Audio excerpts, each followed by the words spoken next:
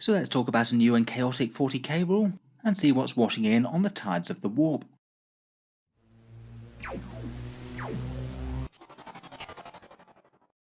Hello and welcome back to Warspets Tactics, where today we're looking at this new and interesting Warp Storm rule that Games Workshop have just previewed over on Warhammer Community. Let's see what demonic bounties lie in store.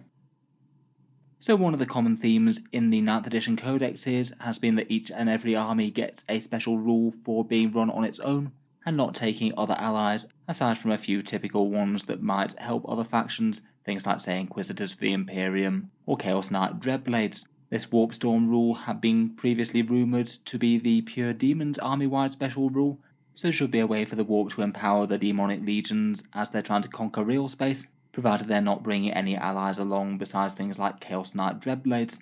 There was a previous version of the Warp Storm rule back in 7th edition with the Demons Codex. You rolled 2d6 on a table at the start of each turn, and you'd randomly have a whole bunch of damage applied across the board, or occasionally have really good or bad rules, such as getting better saves or summoning units, or occasionally getting heavily punished with a -1 to your saves, which was pretty crushing. It could often be really quite annoying to play against, though didn't really give the demon player all that much power either, as the effects just happened randomly. At least with this one it does appear that the demons player has a little bit more control over what's going to be happening with this stormy weather. The rules previewed on Warhammer Community do seem to fit at least fairly well with the previous ones that were leaked.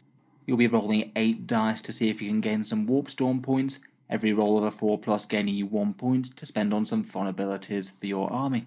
I'd guess that this is most likely to happen at the start of the battle round, so you can use any ones in your opponent's turn, though I suppose it could be the start of the demon's turn if it's going to be a little bit less powerful. Then, kind of similar to the Thousand Suns Kabbalistic Rituals, you'll have a whole bunch of different abilities that you can choose to spend those points on. 8 more generic ones that you can use on just about any Chaos army, kind of appropriate to go with the 8-pointed star I suppose.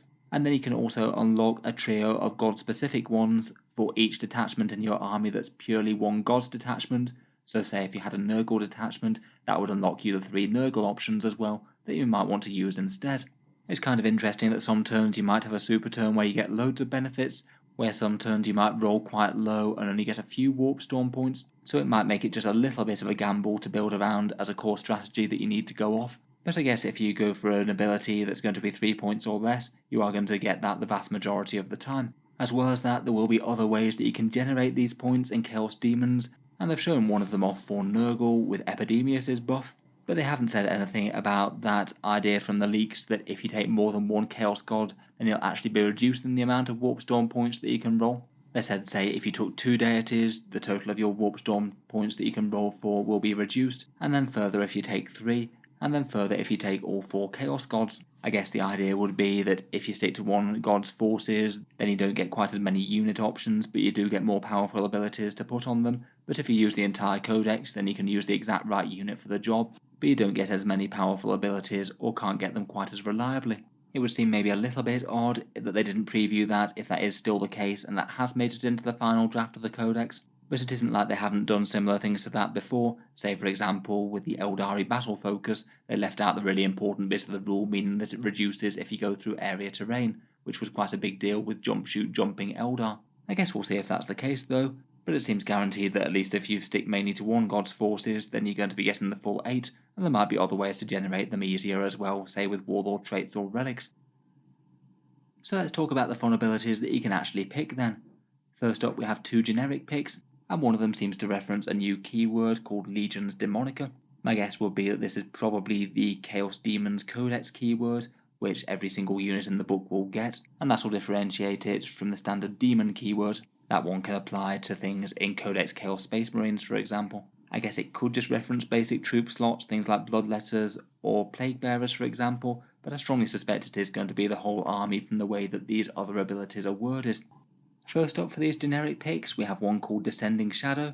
This one costs 3 Warp Storm points, and it seems like quite a good early game protective ability if you're fighting against a mainly ranged army. It gives -1 to hit Legion's Demonica units from greater than 12 inches away, so kind of similar to things like Space Marines Stealthy, or the Alpha Legion for Chaos Space Marines. Against some armies that's going to be well worth it if they've got a lot of long range damage dealers, particularly on turn 1, and doubly so if they're not a particularly high ballistic skill army. Say for example Imperial Guard, Tau or Orcs might really hate this. Seems like a very good start anyway. There's definitely going to be times when that's worth the points, and then you could trade to a more aggressive one as your forces close in, maybe. The other one I feel is just super situational to the extent that it's probably never going to get used. This one's called Malicious Misdirection. It costs 2 Warp Storm points, and this one basically messes with enemy strategic reserves a little bit, meaning that they have to arrive as if it were Battle Round 2 rather than Battle Round 3. The only time that you'd ever really want to use this will be Battle Round 3, when say strategic reserves can come into your deployment zone. If you use this, then they'd have to set up somewhere in the midfield, and wouldn't be allowed that much freedom. A lot of armies don't really use strategic reserves though, and even if they do, then arriving in the midfield somewhere really isn't the worst most of the time. I feel like this one's just not going to be all that much of a wrench in the opponent's plans unless they're using loads of these strategic reserves. I guess not a terrible option to have in the bag though, if it does matter for some reason, at least it's quite cheap. Besides that, there should be another 6 generic abilities, and then they've shown off one of each of the gods' different abilities. These again seem to range from really quite powerful to really quite underwhelming. First up, Fury of Khorne is nice, simple and direct, but quite expensive. 4 Warp Storm points, and basically Legion's Demonica Khorne units all get +1 attack. I'm going to guess that it probably will mean everyone, so getting +1 attack on a whole bunch of Bloodletters, Bloodthirsters, and everything across the board when you're making combat seems great to me. A pretty easy way just to directly increase damage if that's going to be the most important thing, compared with keeping your models safe or maybe delivering them to combat. Certainly on the pricey side, and it's going to be a lot more viable if you're running an entirely Khorne army. The 4 Warp Storm points just seem like they might be a bit of a steep price to pay if it only, say, affects half your army, because you've taken a whole bunch of units from other gods as well. Next up, there's a Nurgle one called Wave of Sickness. This one's 2 Warp Storm points. This one's actually a damage dealer one in a similar sort of feel to the 7th edition Warp Storm table. Every enemy unit within 12 inches of a Legion's Demonica Nurgle unit rolls a dice, and if they get a 6, then that unit suffers D3 mortal wounds. Most of the time I think that's going to be too low yield to really be worth it. It's certainly not going to deal any sort of reliable damage to everything. I guess maybe if you just find yourself in the situation where the enemy's got something like 12 plus enemy units within range of your Nurgle ones, then I guess the ability is going to be okay. I can't help but think that we're going to see some of the generic abilities that are just far more useful than this though, rather than just a few scattered mortal wounds, actually buffs that help your whole army. Next up we've got Sorceress Winds for Tzeentch. This one's a very handy +1 to cast. I guess that's taking a bit of a leaf from the Thousand Suns book there. It does seem very usable if you're using a very heavy Tzeentch army. The psychic powers for Tzeentch did seem really quite strong from those leaks ones that we heard about the other week. I guess it might just depend a bit on how viable it is to have an entire army of psykers rather than just a couple of scattered ones supporting other demon units. Still though, for a psychic faction it does seem pretty solid. Finally we've got Mesmerizing Dance for Slaanesh. This one's another big 4 Warp Storm points again, and it basically gives all Slaanesh Demonica units fights first. Currently Slaanesh demons can generally fight first, so I suppose that means that their Quicksilver Swiftness rule is going to be replaced by something else, but I guess it's still handy that they're going to be able to turn it on when they need to, and this still does seem like it could be worth it if you've got a whole load of mixed combats going on across the board, particularly if there's a lot of ongoing combats on the table, or if the enemy's just charged you with a whole ton of different units. If you turn this on, then they'll have to alternate between their units and your fight first units, which means that you could get the jump on some of them. Still maybe feels just a little bit situational. Out of these ones I feel like the Fury of Khorne and Sorceress Winds ones seem to be the most directly useful, though of course we've got plenty more abilities that we've not seen for every god, plus generic picks. Otherwise they have just shown off that Epidemius can give you a little buff with getting more Warp Storm points if you happen to have a bunch of Nurgle units in the army. His tally seems to have changed a fair bit, though I must admit it's probably going to be a fair bit weaker in the new book. Now the tally that it counts is for slain models, not slain units.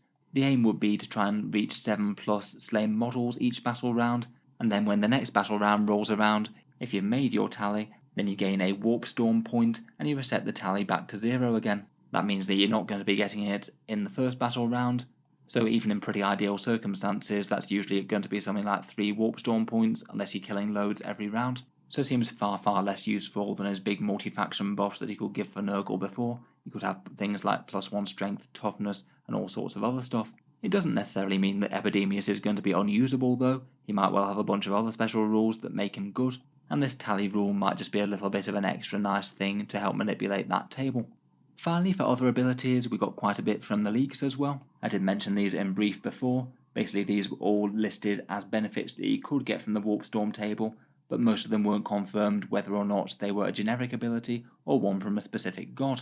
There's one for +1 to advance and charge. That could be nice as a generic one, but it seems like it could be corn as well.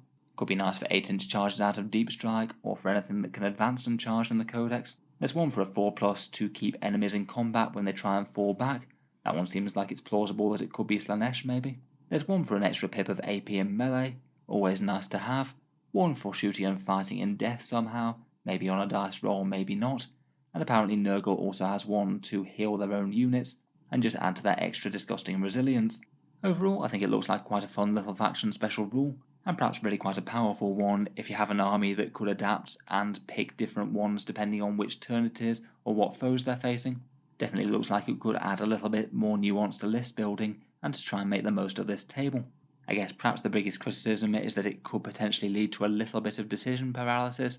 Trying to choose between something like 11 different strong options every turn could be a slightly tricky pick for the Demons player. I guess when you've got in a few games with the army though, you probably just have a few old favourites that you tend to fall back on, and a few niche ones that might help from time to time. In any case, let me know what you think of the new Demons rule down in the comments below. I look forward to hearing your thoughts as to how it might play out. If you've enjoyed the video, feel free to subscribe to Auspex Tactics, where I'll certainly keep the regular 40k videos coming. I do tend to post new things just about every day. I'll certainly keep up with the Demons leaks and previews, and I'll be reviewing Codex Chaos Demons in full once it comes out. Finally, if you have been enjoying all the videos on the channel, I would just like to mention that Auspex Tactics does have a Patreon page as well, and you can find that down in the video description below if you're interested. The channel's Patreon is what allows me to keep on covering Warhammer news quite so regularly like this, so if you are enjoying a lot, any support is massively appreciated. Channel patrons do get a fair few advantages, seeing certain videos early each week, regular votes to see what sort of things come next on the channel, and automatic entry into the regular prize giveaways with a chance to win some big model kits each month. In any case, a massive thank you for listening, and I'll hope to see you guys next time.